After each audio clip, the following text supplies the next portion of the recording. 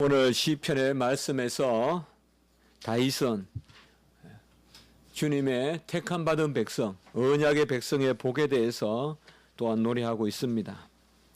1절과 2절에 보면 천지를 창조하신 여호와 하나님의 그런 아주 아버지와 같은 돌보심, 바로 부성적 돌보심의 그런 은혜를 이야기하고 있고, 3절로부터는 그런 천지 창조의 은혜를 베푸셨음에도 불구하고 이제 타락해서 하나님으로부터 멀어진 그 백성들이 다시 하나님 품에 서야, 거룩해야 여호와의 산에 오르고 거룩한 곳에 설 수 있다. 그래서 3절로부터는 특별한 은혜를 받은, 바로 특별한 은총을 그렇게 노래하고 있습니다.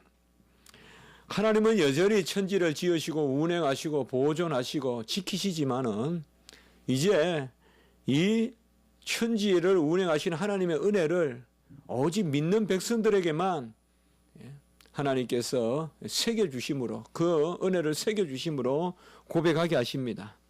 모든 사람은 창조의 그런 은혜를 누리고 있죠.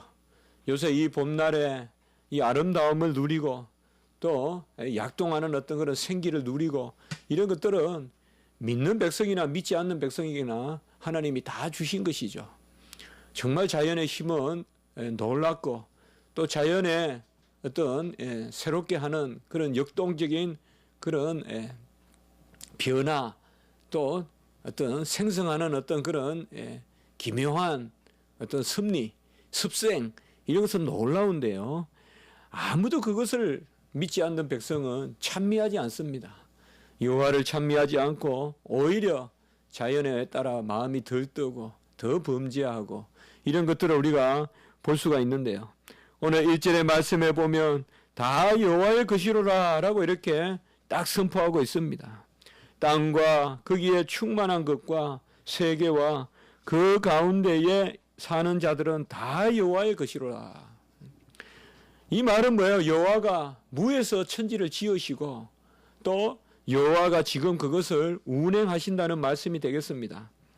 땅이라는 것은 터가 되겠고, 거기에 충만한 것은 그것을 채우는 것이 되겠고, 세계는 바로 문명이 될 수도 있고 문화가 될 수도 있고 살아가는 모습이 될 수도 있겠죠. 그래서 모든 문명도 다 하나님의 은혜의 장중에 있는 겁니다. 사실상 그 가운데서 질서를 갖추게 되고 하는 거지, 아니면 사람들은 무기를 만들어서 끊임없이 사람을 죽이려 들끄고 세상은 멸망을 면치 못합니다. 그냥 두면.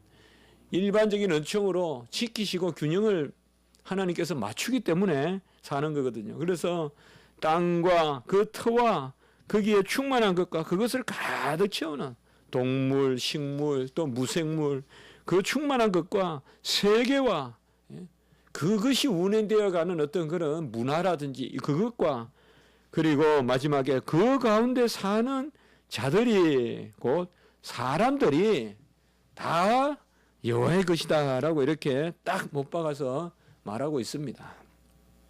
그가 소유된, 우리는 다 소유된 그런 피조물이고 그가 지으셨기 때문에 그의 것이다 라고 이렇게 말씀하고 있습니다.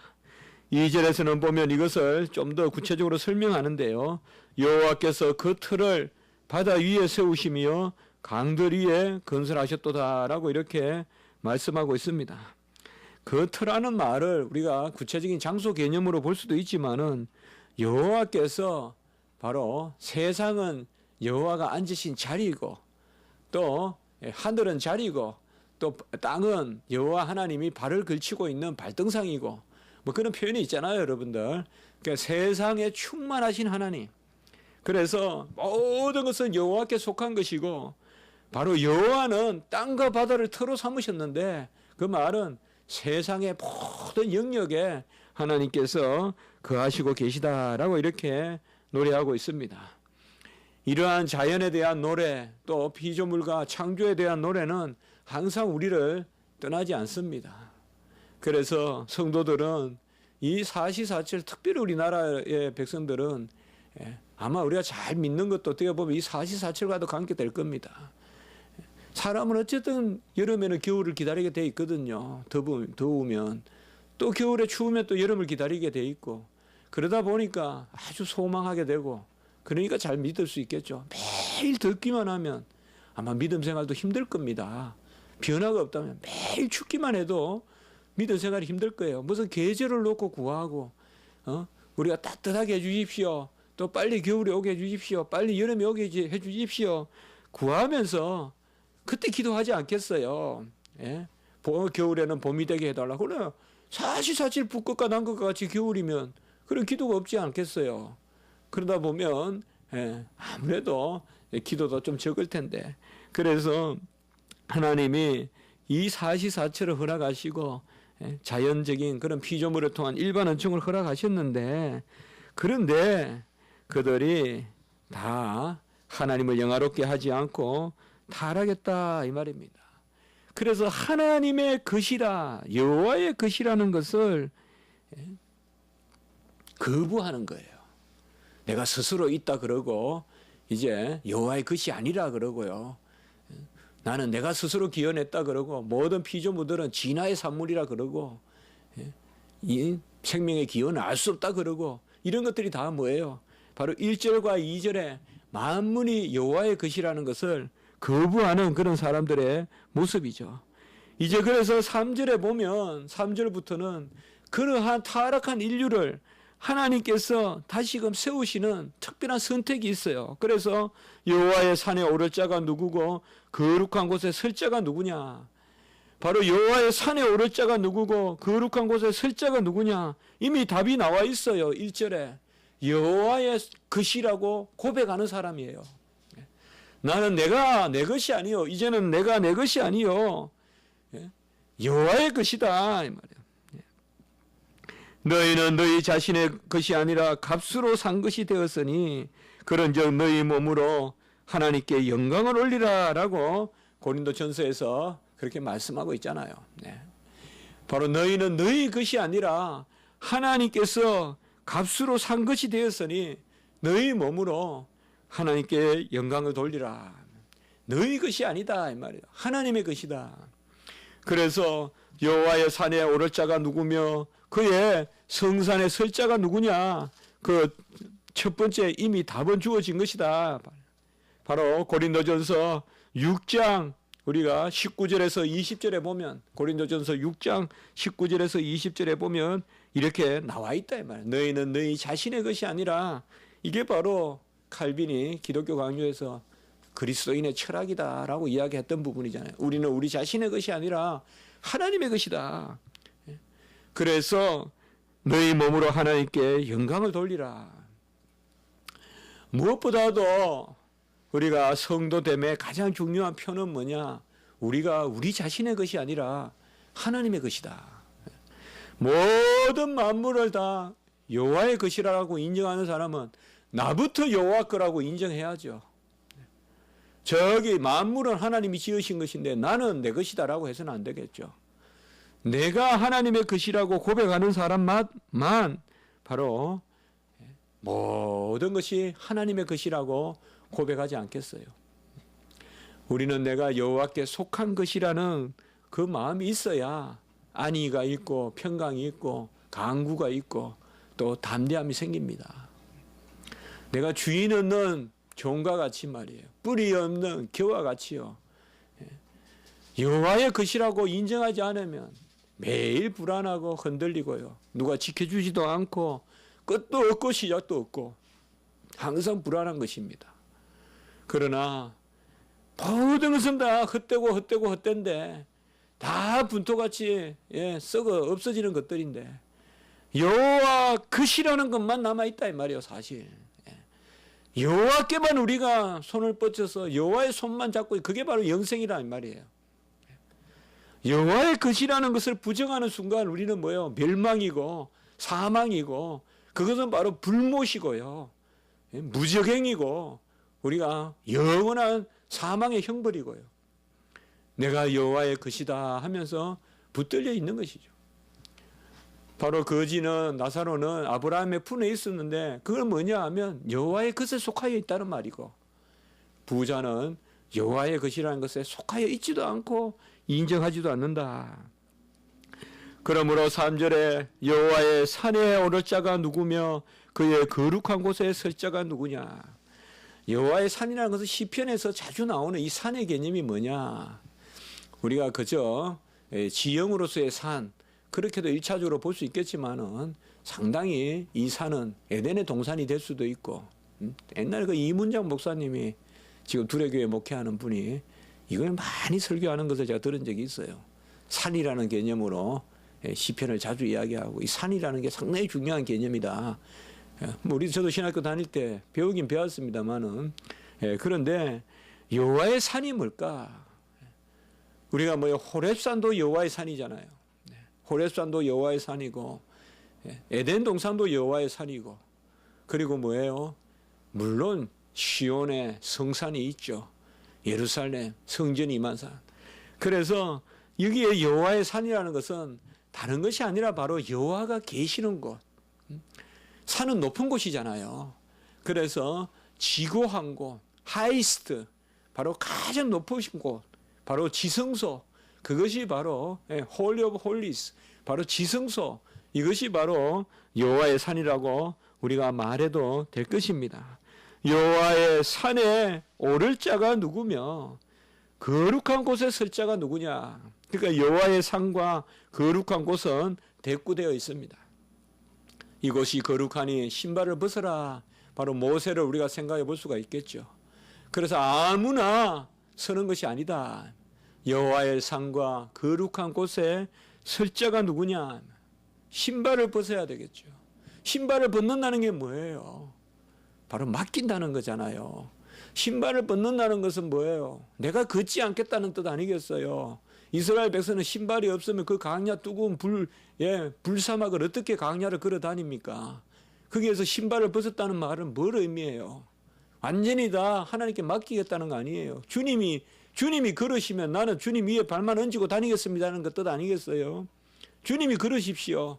주님이 나를 안고 가십시오. 그래서 걸어가나 뛰어가나 피곤치 않고 고단치 않고 곤비치 않고, 그게 다 뭐예요? 신발을 벗는다는 뜻이거든요. 그래서 지금 여기 다윗은 무엇을 노래하고 있느냐? 여호와께 속한 것, 여호와를 의지하는 것, 곧 신발을 벗는 사람, 이 사람만이 여호와의 전에 서고 오르고 거룩한 곳에 선다. 여기 선다는 말이 우리가 달리다쿰 할 때 쿰이라는 뜻이에요. 세워진다. 소녀야 일어나라. 쿰이란 말이 일어나라는 뜻이란 말이에요. 근데 여기서 바로 여호와의 산에 오르고 거룩한 곳에 설 자가 누구냐. 그러니까 일어날 자가 누구냐. 거룩한 곳에서. 4절에 보면 항상 우리가 보면요, 주님께서 이렇게 누가 거룩한 곳에 설 것이냐라고 말할 때 우리는 자질이 있고 가문이 좋고 노력을 해서 부지런을 떨고 그런 것을 말하지 않습니다. 첫째로 손이 깨끗해야 되겠다라고 이렇게 말합니다. 그 손이 깨끗하면, 손이 깨끗하다는 것은 다른 것이 아닙니다. 우리의 손은 뭡니까? 모든 것에 들어온과 나감의 통로죠. 손이 있어야 먹게 되고요. 손이 있어야 모든 것을 내버리기도 하고요. 그래서 들어온과 나감의 통로가 손인데, 이 손에 더러운 것을 올리지 않는다.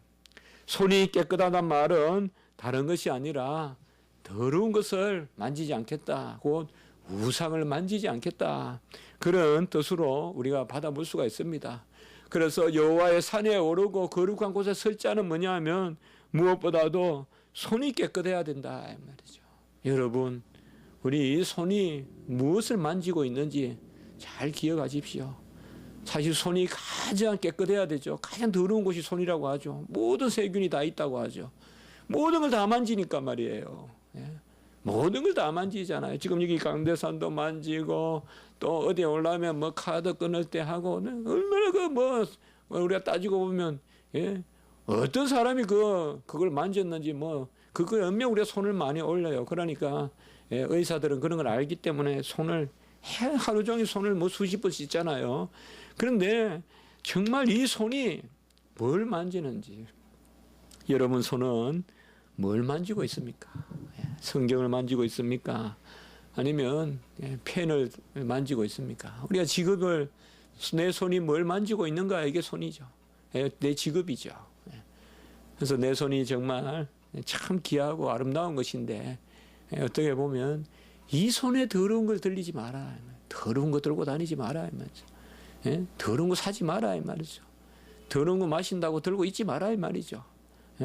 무슨 마약 같은 거 들고 있지 마라. 이 손에. 더러운 음란한 거 들고 있지 마라. 이 말이죠. 내 손이 깨끗하며, 그 다음에 마음이 청결해야 된다라고 이야기합니다. 주로 주님께서 우리에게 구하는 것은요, 비우고, 비우면 뭐예요? 없잖아요. 그러니까 바라라 이거예요. 항상 주님은 비우고 바라라 이거예요. 다른 거 없어요. 항상 주님은 비워야 바랄 거 아니에요. 그러니까 먼저 비우라는 거예요. 뭘 비우느냐? 손을 깨끗하게 비우고, 마음을 청결하게 비우고, 마음을 청결하게 비우고. 이 마음은, 이것은 두 마음을 품지 마라 이 말이야. 청결하다는 건 뭐냐 하면 항상 여호와 하나님만 향하고 두 마음을 품지 않는 거죠. 손을 깨끗하게 하고 마음을 청결하게 하고, 그리고 세 번째 보면 뜻을 허탄한 데 두지 아니하며. 이 말은 이제 바라는 것입니다. 내가 뭘 바라느냐 이 말이에요. 나의 뜻이 어디에 있느냐, 내가 뭘 되고 싶으냐. 나는 여호와 하나님만 바라리이다. 바로 뜻을 헛단한 데 두지 않나마는 여호와 하나님만 바란다 이 말이에요. 아까 제가 말씀드렸죠. 앞에 두 가지는 비우는 거예요. 손을 깨끗하게 비우고 마음을 깨끗하게 청결하게 비우고, 그리고 뭐예요? 그 마음에 뭐예요? 여호와를 바라는 것만 채워라. 그래서 헛탄한 거 가지고 마음을 채우지 마라. 뜻을 헛탄한 데 두지 아니하며, 그리고 거짓 맹세하지 아니하는 자다라고 이렇게 말하고 있습니다. 맹세가 뭡니까? 여러분들 거짓 맹세가 뭡니까? 거짓말하는 겁니까? 그럴 수도 있어요. 그러나 그건 1차적인 이야기고요. 좀 더 우리가 깊게 생각해 보면 거짓 맹세는 내 능력을 의지하고 맹세하는 거예요. 내 능력을 의지하고. 믿어! 내가 할게! 나만 믿어! 이게 맹세잖아요. 그럼 네가 뭔데 해요? 나만 믿어! 내일 내가 치료시켜 줄게. 오늘 저녁에 내가 병이 아파서 병원에 입원하는데요. 그렇게 뭐예요? 맹세라는 것은, 거짓 맹세라는 것은 뭐예요? 하나님께 의지하는 참 맹세. 서원은 괜찮아요. 하나님이 서원은 뭐예요? 하나님이 이미 하셨다라고 믿고 내가 하나님 앞에 약속하는 거예요.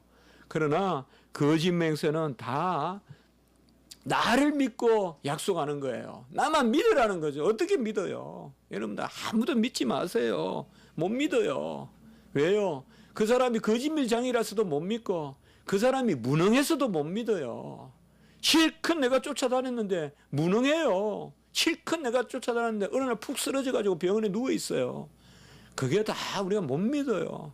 하나님은 언제나 전능하시고 언제나 하나님은 신실하시기 때문에 우리가 변개치 않기 때문에 다니고 전능하기 때문에, 전에도 제가 우리 설교했지만은, 그래서 바로 이렇게 다윗은 노래하고 있어요. 정말 깊게.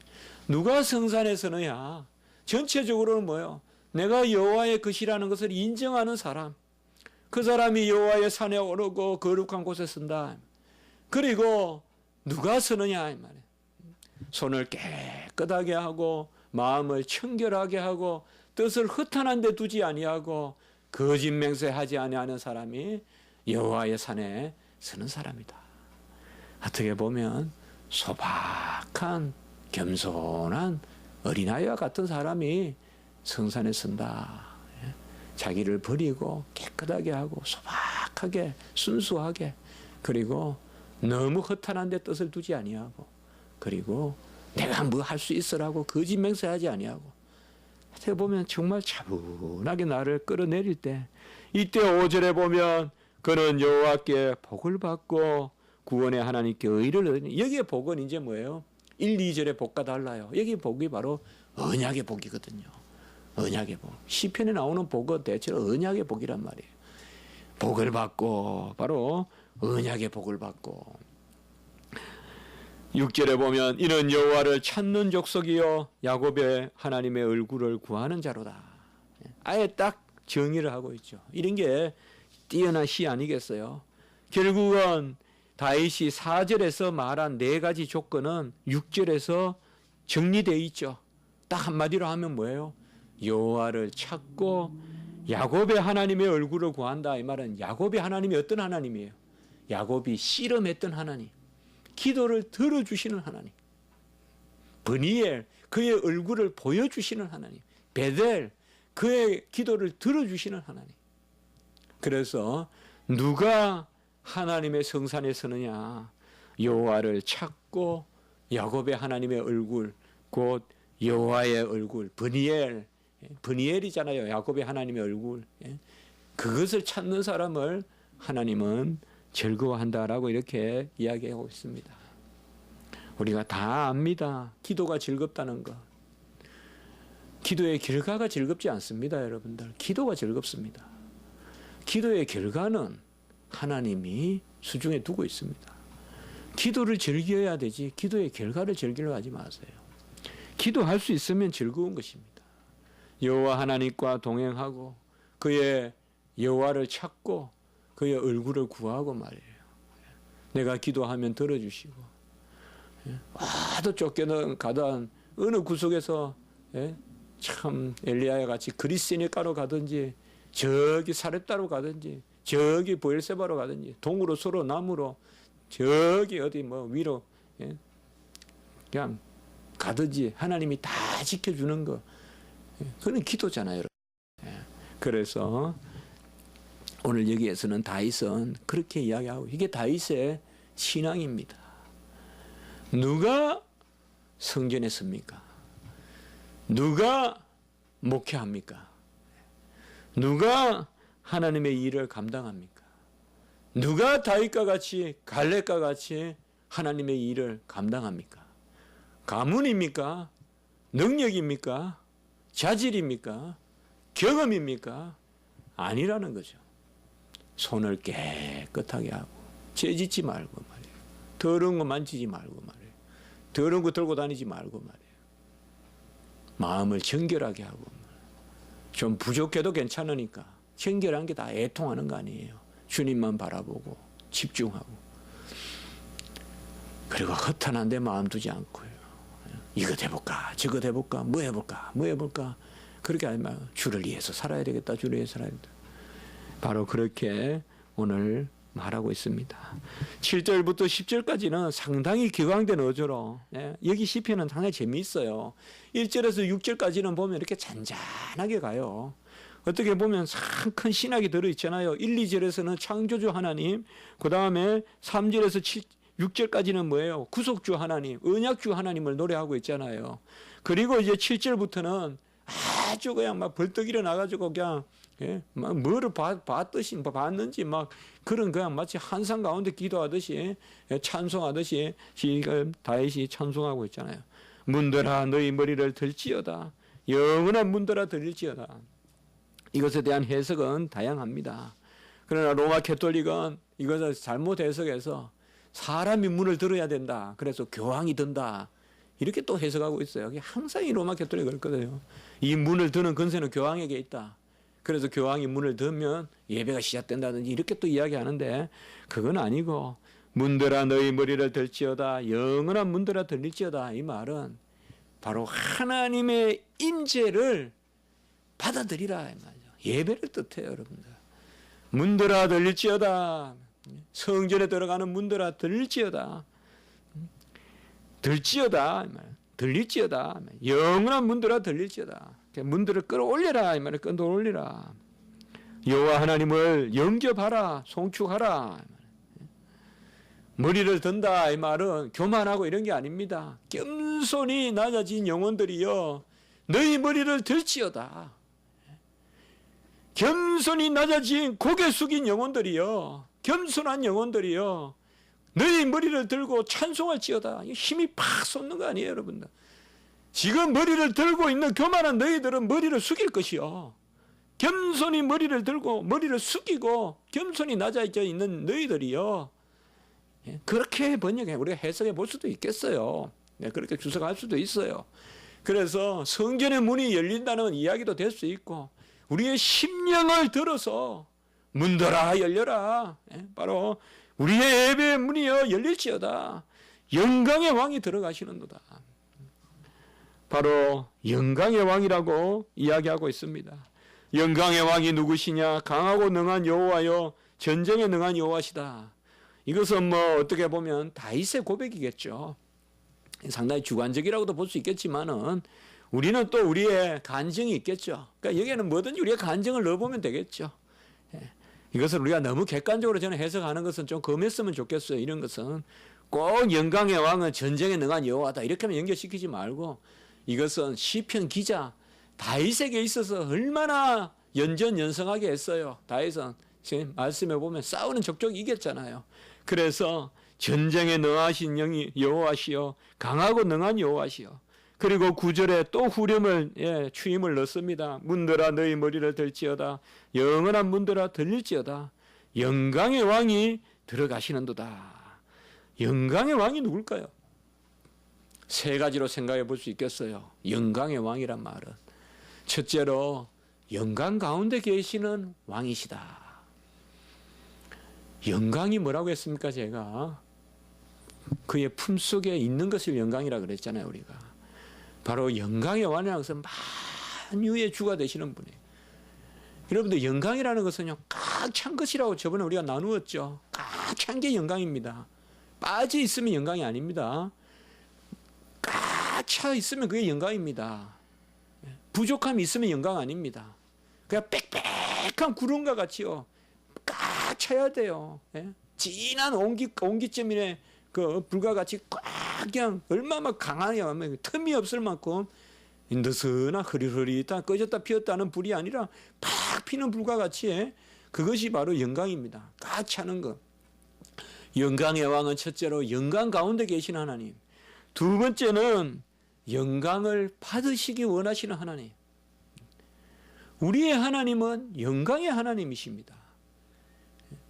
세상의 하나님, 세상의 왕은 건세의 왕이고, 세상의 왕은 무슨 경제의 왕이고, 컴퓨터의 왕이고, 무슨 지식의 왕이고, 생활의 왕이고, 무슨 달인이고, 그런지 몰라도 우리 하나님은 영광을 받으시길 원하시는 왕이십니다. 그래서 우리 하나님께 우리가 드릴 것은 한 가지밖에 없어요. 영광을 올려드리는 거예요. 영광을 올려드리는 것이다. 그래서 그는 영광의 왕이시다. 우리가 예배 때 송영하죠. 영광을 올려드리죠. 그게 바로 영광을 받으시기에. 세 번째 영광의 왕은 누구시냐? 우리를 그 영광에 동참시키시는 왕이시다. 곧 우리를 영화롭게 하시는 왕이시다. 하나님은 우리에게 유일한 목적이 있어요. 뭐예요? 우리를 영화롭게 하시는 거예요. 그게 영생이에요. 그게 영화예요. 우리 구원의 과정에서. 그 영화가 뭡니까? 하나님의 영광에 참여하는 거예요. 내가 하나님이 되는 것이 아니라 하나님의 영광을 같이 누리는 거예요. 평생. 그것이 바로 영생이고 영화라는 거예요. 지금은 우리가 그걸 누릴 수가 없어요. 우리 지금은 타버려요. 그러나 그때 되면 마주 볼 수 있게 되고 그때 되면 그 영광에 동참하는 거예요. 그래서 영화라고 하는 거예요. 우리는 항상 내 자질이 아니고 하나님의 것을 비추는 거예요. 우리는 하나님이 영원히 살아계시니 내가 살아있는 거예요. 그래서 하나님께 영광이고 우리는 영화롭게 되는 거예요. 영광의 하나님은 영광 가운데 계시는 하나님이시여, 영광을 받으시길 원하시는 하나님이시여, 우리에게 영화롭게 하셔서 영광에 동참하기를 원하시는 하나님이십니다. 그러므로 하나님은 영광 가운데 알파와 오메가가 되시는 것입니다. 그분은 시작도 영광 받으시는 가운데 계시고 끝도 영광 가운데 받으시는 데 계시고, 내가 부족하고 연약하고 내가 지금 이렇게 작고 추하고 답답해도 하나님의 영광이 나를 영화롭게 하시는 하나님, 그들을 영화롭게 하시옵소서. 우리가 하나 된 같이 저들도 하나 되게 하셔서 영화롭게 하시옵소서. 우리를 영화롭게 하시는 그런 은혜가 있는 것입니다.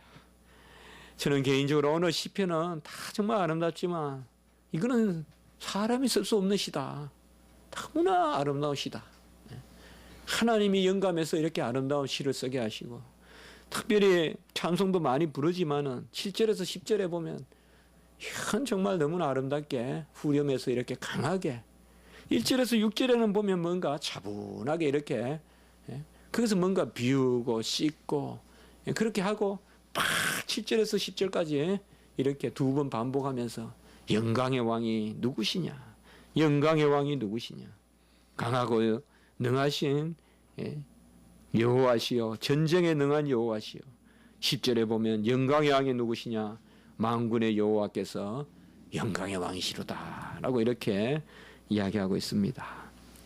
오늘 시편에 이런 은혜가 우리 가운데 있고, 특별히 우리가 뭔가를 채워서 뭔가를 갖추어서 하나님께 올려드리려고 너무 우리가 피곤하고 지치지 않는지, 그런 하나님은 정작 우리에게 그런 것을 원하시는 것보다는 그것은 어떻게 보면 열매고, 우리가 힘쓸 것은 오히려 나 자신을 정결하게 하고 깨끗하게 하고, 마음을 허탄한 데 두지 말아야 됩니다. 뭘 해보겠다고 마음이 흩어지면 안 됩니다. 마음을 허탄한 데 두지 말고 꼭 모아서, 간혹은 내 생각이 흩어지거든 생활을 정리하세요. 또 생활이 흩어지거든 생각을 정리하세요. 생각과 생활이요 맞물려 가요. 간혹은 생각으로 생활을 정리하시고, 간혹은 생활로 생각을 정리하세요. 생각이 흩어지거든 생활을 규칙적으로 하세요. 그러면 생각이 다시 모아져요. 그리고 또 생활이 흩어지거든 생각을 단순하게 하세요. 그러면 또 생활이 돌아옵니다. 바로 오늘 말씀을 우리가 기억하면서 이러한 은혜가 있기를 주님의 이름으로 축복하는 것입니다. 오늘은 우리가 천마산 예배가 또 계획되어 있고, 아무래도 우리가 조금 빨리 가서 또 준비해야 될 부분도 있고 하니까 제가 기도드리고 바로 주기도문하고 마치겠습니다. 기도드리겠습니다. 거룩하고 자비로우신 하나님 아버지, 아름다운 시편을 통하여서 저희들의 심령의 감화를 허락하시고, 정말 누가 성산에 오르고 거룩한 곳에 설 자인지 손을 깨끗게 마음을 정결케 흩어난 곳에 마음 두지 않고, 또 하나님 아버지여 모든 것에 흠맹세하지 아니하고 거짓 맹세하지 아니하고 여호와만 의지하는 자가 바로 성산에 오를 자라고 또 거룩한 곳에 설 자라고 말씀하여 주시니 감사합니다. 우리가 어린아이와 같이 되게 하여 주시고, 영광의 왕이 누구시냐, 정말 우리를 영화롭게 하시길 원하시는 하나님의 어떠하심을 우리가 바라보게 도와주시고, 그 가운데 즐거워하고 기뻐하는 저희들 되게 해 주시옵소서. 오늘은 특별히 우리 십자가지기 교회가 천마산에서 기도회로 아버지와 모이고자 합니다. 첫 번째 갖는 모임이 오니 특별한 하나님의 인도하심을 더하여 주시고, 우리의 심령에 잔잔히 기도 가운데 확신과 담대함과 또 간구와 의뢰의 시간을 가질 수 있도록 주여 도와 주시옵소서. 무엇보다 오가는 길을 주님께서 안전하게 지켜주시고, 낯선 길 또 어두운 길이 오니 특별히 하나님 보호하여 주시옵소서. 감사하옵고 구주 예수 그리스도 이름으로 기도드리옵나이다. 아멘.